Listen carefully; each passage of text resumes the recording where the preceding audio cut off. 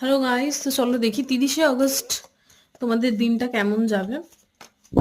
So চলো দেখি viewers, 30শে August তোমাদের দিনটা কেমন যাবে। ওকে, সো লেটস সি। একটা কার্ড নেব ফার্স্টে। 7 অফ পেন্টিকলস।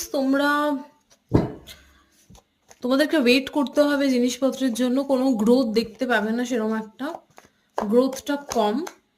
ওয়েট করতে হবে সবকিছু, কাজে বাধা পড়বে, কোনো ডিসিশন নিতে হতে পারে তোমাকে 30শে আগস্টে।